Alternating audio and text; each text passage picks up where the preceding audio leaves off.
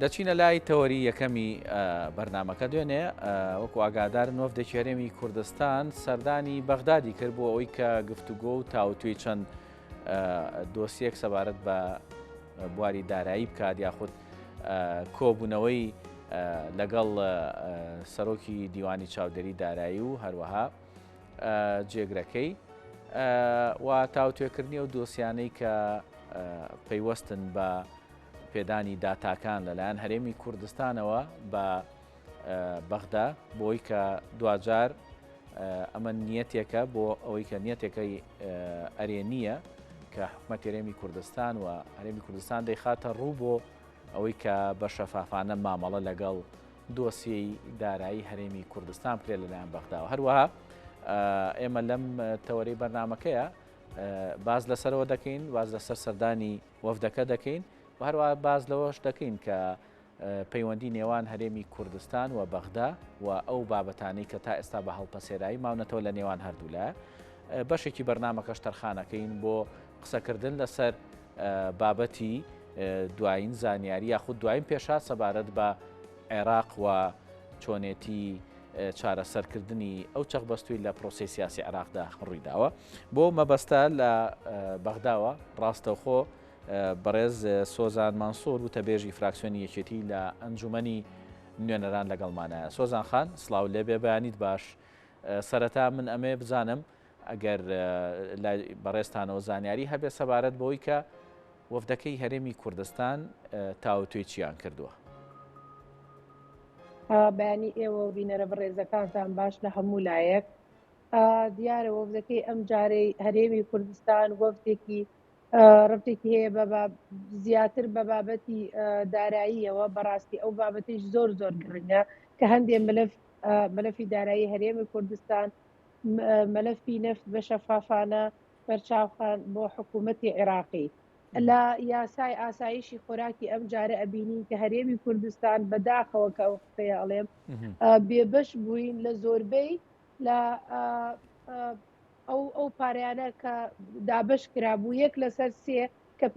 دابش کرا بۆ تەنمەی ئەقالیم ئەوەش خۆی ئەگا بە 8 تریلیۆن دینار بەداخەوە هەرێمی کوردستان پارێزگەکانی هەرێمی کوردستان بێبەش بوون. هۆکار سۆزاخانەگەر لێرە ڕات بگرم هۆکارەکە چییە کە هەرێمی کوردستانیان لێ بێبەش کردو؟ بەداخە ئەوش ئەگەڕێتەوە بۆ ئەو ناشەفافیاتیانە ئەڵێن ئەو داهاتانە کە هاتووە ئەوە داهاتی زیادەی نەوتی خاوی وەسەط و جنوبە کە باز ئەەکە بالفعلی شوای ئەڵێن هەرێمی کوردستان بە شەفافیت داهاتی نەوت نەخستۆتە بەرچاو بۆیە ئەم وەفدە داراییە کە ڕەتی بە دارایی هاتوو کە بۆ بەغدا داهاتوون بەڕاستی زۆر زۆر گرنگە بە شەفافیانە لەگەڵ حکوومەتی عێراق تەعامل بکەین تاکو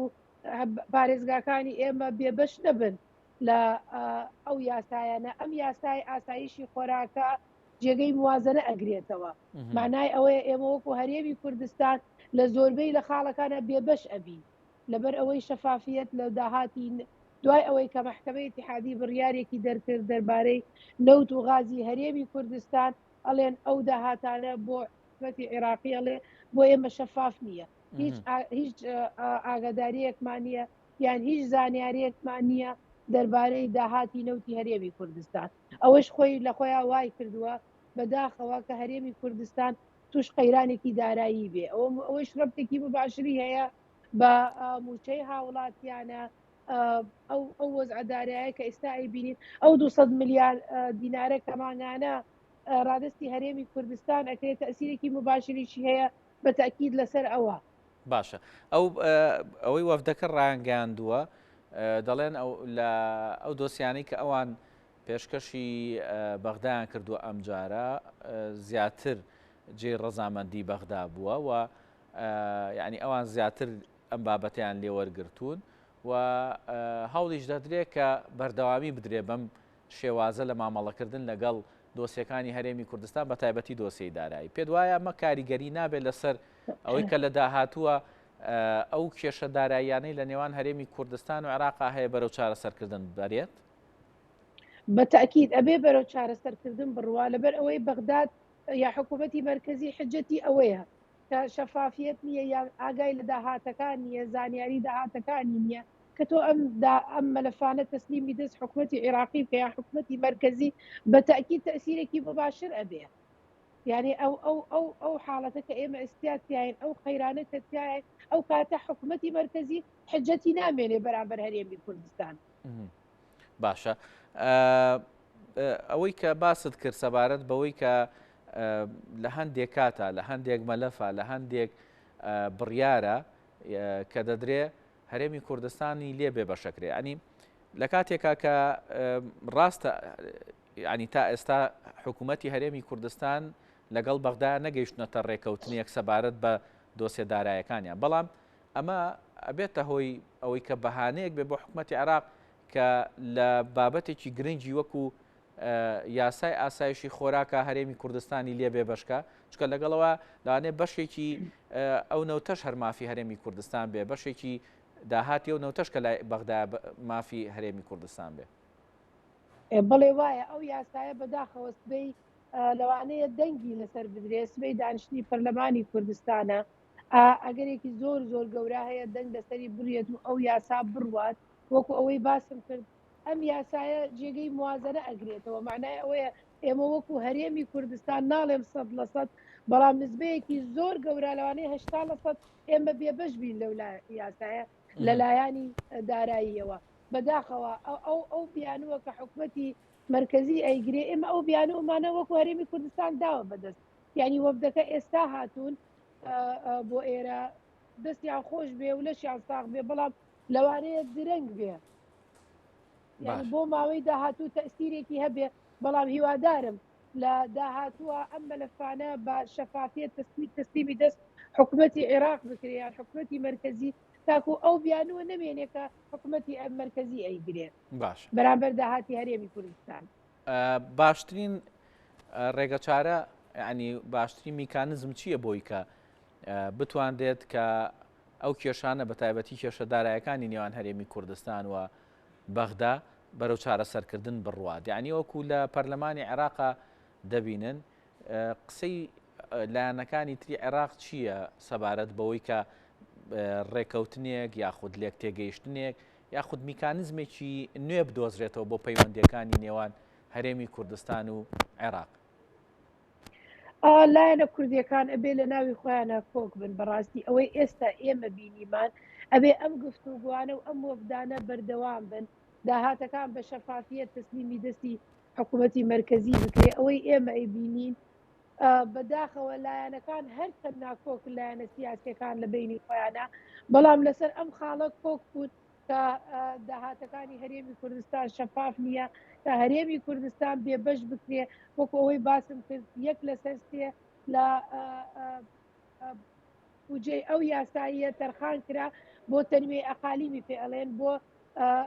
پارێزگاکان بەداخەوە 8 تریلیۆن دینار بوو هەرێمی کوردستان بێبەش بوو لە هیچ لەو پارەیە ئەوەش حجەتەکەی ئەوە بوو هەموو لایەنە سیاسەکان داکۆک بوو ینی لەسەر ئەوە یەکیان گرتەوە چەند لە بین خۆیانە سیاسیە ناکۆکن لەوەیە یەکیان گرتەوە بۆیە لایەنە کوردیەکان ئەبێ کۆک بن لەسەر ئەو خاڵە لەسەر داهاتی خوتی خەڵک لەسەر بجێ خەڵکی کوردستان ئەو قەیرانە داراییەکە هەیە لە هەرێمی کوردستان ئێمە لە بینی خۆمانە چەند کۆک بین چەند بتوانین بە شەفافیت لەگەڵ حکوومەتی بەغدایە تعامل بکەین ئەو نە قەیرانە داراییەکە لە هەرێمی کوردستان کەمترەکەینەوە باش ئێوە وەکو پەرلەمانتاران وەکو نوێنەری خەڵک لە پەرلەمانی عێراق بێگومان لایەنە سیاسەکانی هەرێمی کوردستان بەدەر لەوەی کە پەیوەندیەکان لە نێوان هەرێمی کوردستان و بەغدا تا ڕادەیەک گرژ و ئاڵۆزە بەڵام ئێوەکو پەرلەمانتاران ئەگەر بابەتێکی وابێتە پەرلەمانەوە هەڵوێستان چییە بێ ئەوەی پێشووتر من لە هەواڵەکانە خوێنمەوە هەڵوێست ڕاگەن و دەنگی لەسەرنان هەڵوێستان چییە بێ لە ناو پەرلەمانی عێراقا ئەوەی هەوڵی بۆ درا ئەو کەسانە کە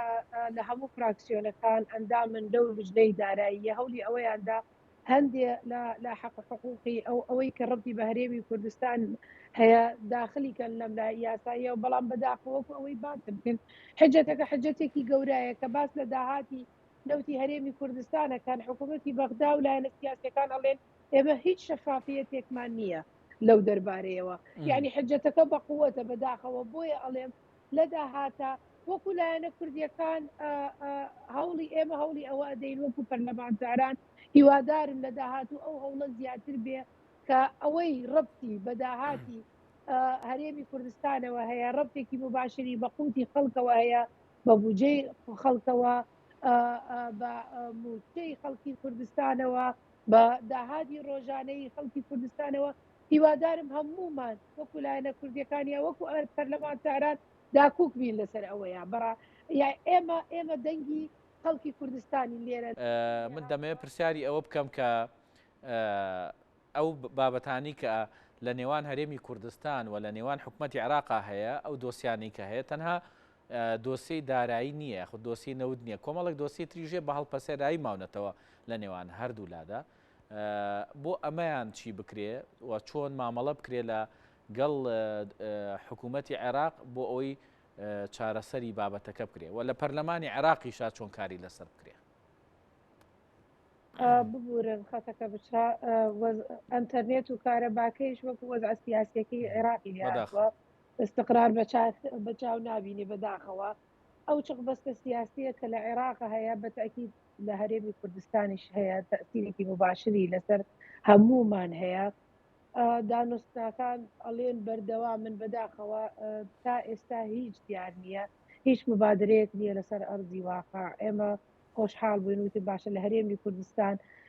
مەکتەبی سیاسیەکێتی نیشتمانی کوردستان و پارتی دیموکراتی کوردستان ئەو کۆبوونەوانە وتمان بڵکو ئەنجامێکی هەبێ ئەنجامێکی ئیجابی هەبێ بەداخەوە تا ئێستا هیچ اتفاقێکی سیاسی لێ دەرنەچووە تا ئێستا هیچ مبادرەیەکی لێ دەرنەچووە هەمان شێوە لە عێراق ئێستا لە بەغداد ئێمە لە بەغداد کڕێ ئەەکەی لە هەموو لە کۆڵان لە کۆڵانێک لەوحەیەکی ئەلکترۆنی گەورادانراوە سێنزەی حوزەیران ینی